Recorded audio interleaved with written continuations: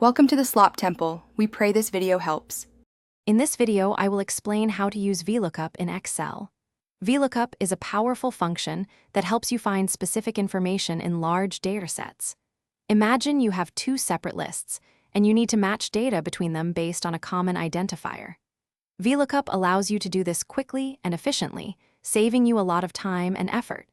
It's perfect for tasks like looking up product prices or employee details. Let's break down the 4 essential arguments of VLOOKUP. First, the lookup value is what you're searching for, like a product ID. Second, the table array is the entire data range where Excel will look for your value and the corresponding result. Third, the column index number tells Excel which column contains the data you want to retrieve.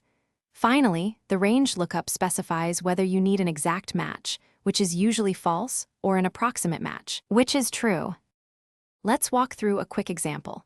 Suppose you have a list of customer ID and you want to find their corresponding order dates from another table. You'd select the customer ID as your lookup value. Then, highlight the entire table containing both customer ID and order dates. If the order date is in the third column of your selected table, you'd enter 3 as your column index number. Always use false for an exact match to prevent errors. Here are a few crucial tips for mastering VLOOKUP. Always make sure your lookup value is in the very first column of your table array. Otherwise, VLOOKUP won't find it. Also, use absolute references like $signs for your table array to keep it fixed when dragging the formula. Remember, VLOOKUP is case-insensitive. For more advanced lookups, especially if your lookup column isn't the first, consider exploring XLOOKUP in newer Excel versions.